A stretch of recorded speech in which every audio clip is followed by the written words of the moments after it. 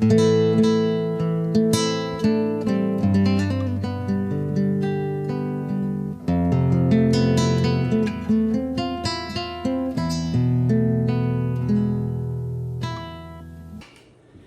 folks, this is Travis of Elston Equine Solutions down here at the Sunny Cloppy Cow Company once again to give you an episode. Today's topic, you might ask, well, what is it? Well, I'm fixing to tell you. It concerns this saddle right here. So this is also known as a bear trap saddle. This is officially what it's known for. And before that, it was known as E.C. Lee Competition Saddle. Now you might ask, well, who's E.C. Lee?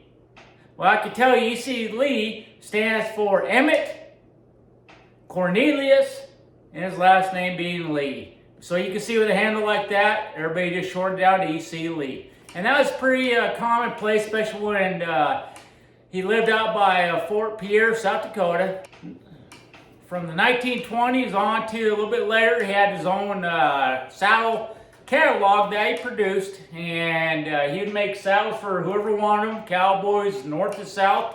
And what he liked to do is, out of the catalog, you could order one of his saddles and go ahead and write to him, let him know what you wanted, send him forward money, whatever, and he could rail, that's right folks, send it out on rail to any place in the United States or up in Canada. And that's what he was famous for.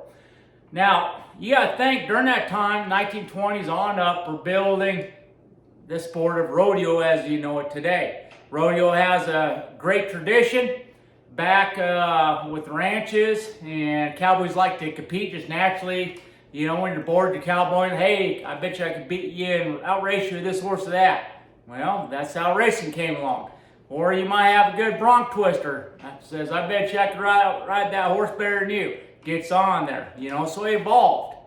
And so you gotta remember, rodeo used to be the Turtle Association, and then it went straight into the Rodeo Cowboy Association, and now we have the Pro Rodeo Cowboy Association. So it kind of went from stage to stage to stages. Well, the saddles did that too.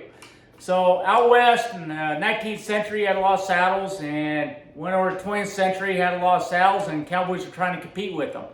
Well, E.C. Lee decided, I got a good way where I can make a saddle where a cowboy ain't gonna get ejected, you know, from a bronc. So what he did is he put on these swells, and I know we covered buck and rolls in a different video, and if you haven't seen it, please check it out on this channel. That's with slick fork saddles, but today we're talking about swell fork saddles. This one you can see is very, very big, okay, on the swells of this fork of this saddle. And that's what E.C. Lee was famous for. So he liked to produce his competitor saddle. So he did do this, and getting back to the rodeo now, he went and had cowboys competing in the saddle, and the cowboys loved him, okay? The judges, not so much, okay? The reason why is because when a cowboy was able to lock his legs underneath the swell, and I'll get up and top the saddle so I can show you, they were able to lock their legs underneath this, and it was a lot harder for the cowboy to get ejected. Okay, it was also harder for scoring because you got to remember, rodeo, you judge not only off the horse's performance but also the rider. Okay, well, this gave an unfair advantage for the rider, and so the association decided, and I don't know which one it was, probably the Turtle Association decided, hey, these are outlawed for competition now because they were very effective. And you gotta remember, when there's riding, there's two different type of riders out there. You got a balanced rider, which you see a lot nowadays, saddle bronc, and you have basically the hard and fast style riding, which means they just braced inside the saddle and just stayed on the best they could. In early years, you could also hang on two-handed when you're doing bronc riding, kind of like today's modern ranch bronc riding competitions that we have. Okay, and those are coming back into force and being very normal nowadays, and it's a great thing because that's a deeper root in ranching than what the competition becomes very sporterized nowadays. Okay, so what I mean by sporterized is the association decided that cowboys are going to show up and with any type of working saddle they had. So a lot of times they show up, they cut the horn off, and they just compete with whatever saddle they had, okay? Well, then this showed up on the scene, and I'll tell you a side story about a movie star like this bear trap saddle. But as riders stayed in so well, it felt like they were in a bear trap because they couldn't get loose or get thrown from the saddle, hence the name bear trap, okay? So the association decided, the Cowboy Rodeo Association decided there should be only one standard saddle for all competitors, so there was no negative competition and no extreme capabilities of cheating of the cowboy and rider, kind of like this saddle was doing. And that's where you come with the modern day association saddle. Savvy?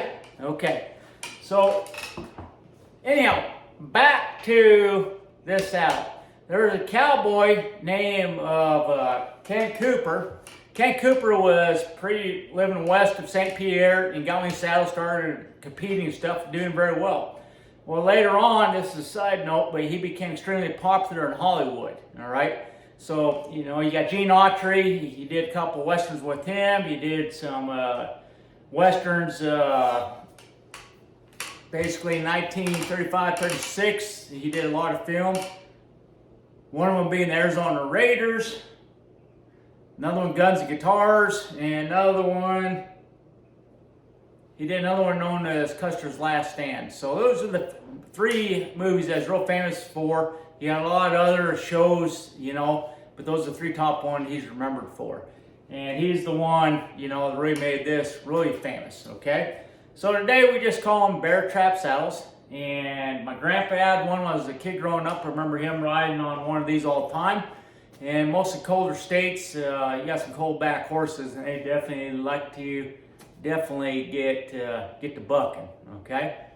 So one thing I did want to show you, besides the history of where the saddle came from, is that there was a cool trick that the rodeo cowboys or the cowboys during the old era used to do, okay? And a lot of you are probably asking, is this an E.C. Lee saddle? No.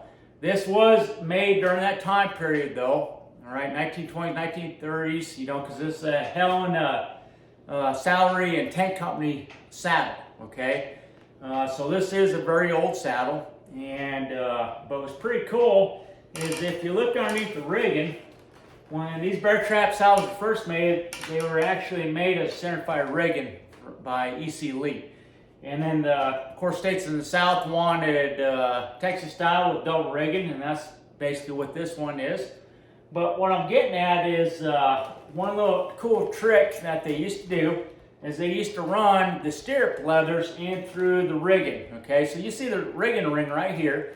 The rigging ring is pretty good size where they could actually stick the inside of the stirrup leather up inside of it. Okay, this part right here, and then what that would do is they could lock their leg into the stirrup and be there solid anchored down. Remember, this is, once your knees are locked in here, your foot's locked in there, it keeps this from swinging so far. This is about as far as I can swing it. There's not much movement in it. Today's modern, the balance riding system, basically you're getting more points for free swinging the fenders and stirrups by going back and forth and raking your animal to be able to get points, okay, a better score. So these were designed for this purpose, and that's just a cool technique, a good cool trick that they did back in the day. Once again, if you can see it in here, is that they, and I'll put a picture of a close-up, but they'd run it right through the rigging, and so that's pretty cool. Now, you might ask, well, do we still use these saddles nowadays? Well, matter of fact, a lot of people do. They're real famous and really good for colt starting for the obvious reasons already stated, okay? The bad thing is sometimes, especially if you got oxbow stirrups, you're locked in here and a horse goes rolling over, it's harder to get out of these saddles. So that is the downfall of this saddle. Other than that, it's perfect, okay? A lot of ranch bronc riders, use this. I know Greg Hall, my friend down in Kansas, he likes to use this. For that. A lot of mounted shooters like to use this because, they're riding with the shotgun, shooting with pistols, hitting balloons going fast, and this really secures them from all the running stuff. okay? Same thing with barrel racers. Barrel racers, a lot of them will use this saddle too for the same reasons. They're locked in the saddle, so when they go around that barrel, turning and burning, they're not going to fall out of the saddle, okay, because it's very safe for that. And just normal riders use it a lot, but that's some of the benefits because you really do have a secure seat.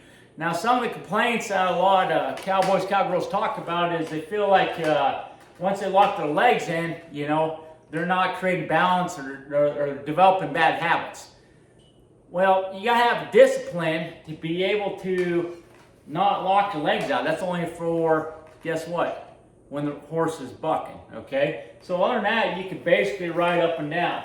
Now, they do have a point. Some of these bear traps, you see this one's kind of canted back at an angle like this, okay? The more you got forward, the less it's going to cause you to ride like you're riding a motorcycle, okay?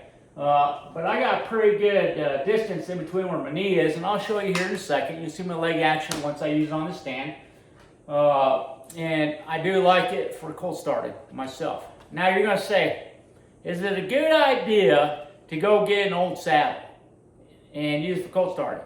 Well, that's up to you. First thing, safety. Safety, of course, in this profession, this culture, this trade, whatever you want to call it. I got to say profession now because you have equine science degrees in colleges where they actually give you college degrees on stuff, okay? Other than that, it used to be just a trade, all right? And get a certificate at some school, or you just did OJT, okay? And that's the culture part. So there, I covered culture, profession, and also a trade, okay? All right, get back on topic here.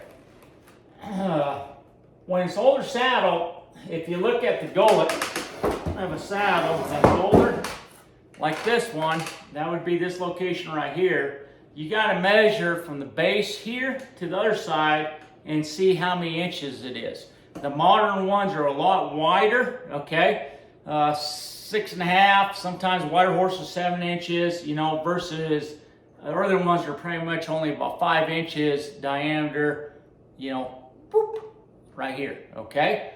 So that's good because you can see they're more A-frame. So you can see the saddle stand right here. This is very A-frame.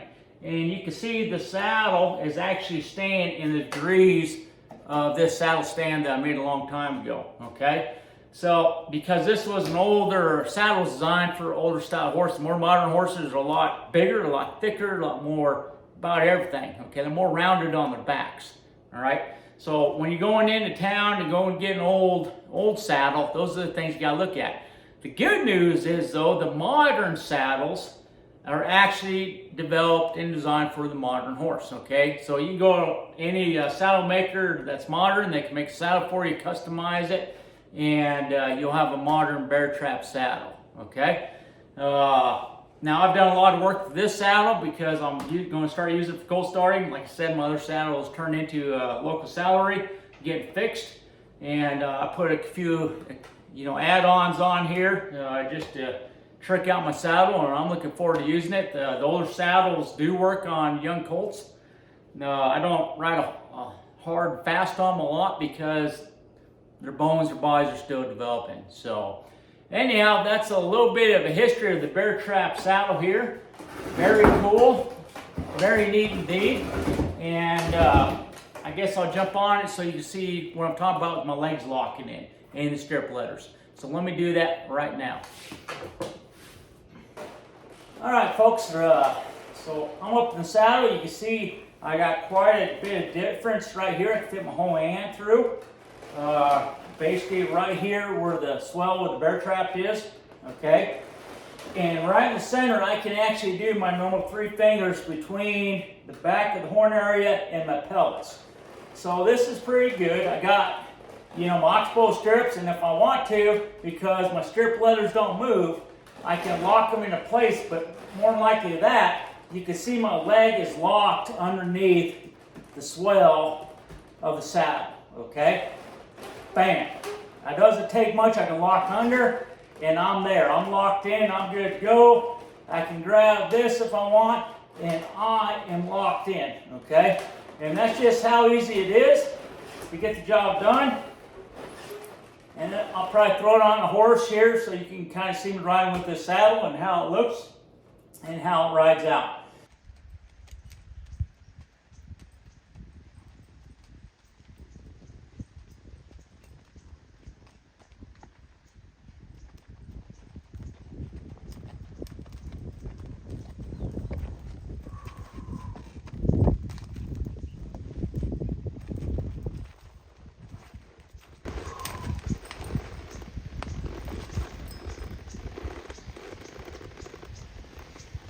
Alright folks, we got Gunner here. I got the bear trap saddle on, as you can see.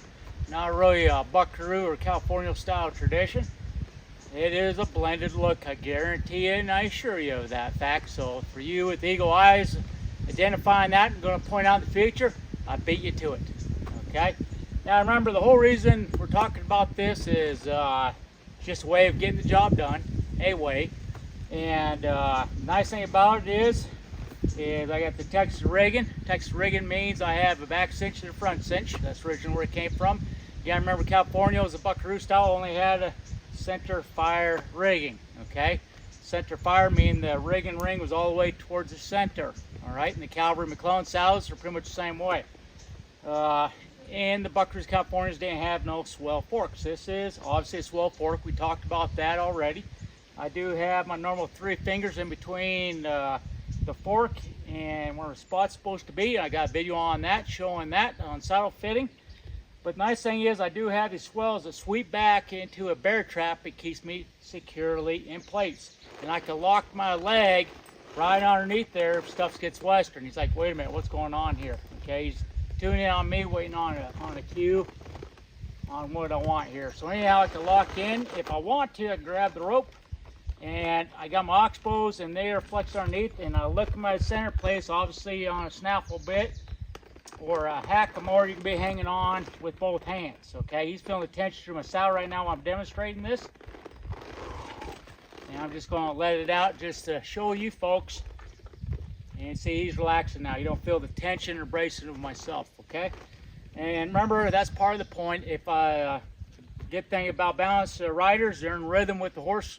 When they're bucking the back end, the front end, and going straight up, they're raking the horses, swinging their legs. This style here, the way this is set up, is not like that. You're going to be locked into place, and you are in there hard and fast, keeping your head down on the center, because once you look over here, you're going to end up there. You just picked up your spot. So that's a technique to let you know, once you're cold starting, you better be looking down here, right here on the horn, and looking straight down. Because anytime you look somewhere else, that's where your body's going to go. I guarantee it. How do I know? Because I've been there, done that stupid mistake quite a few times, okay?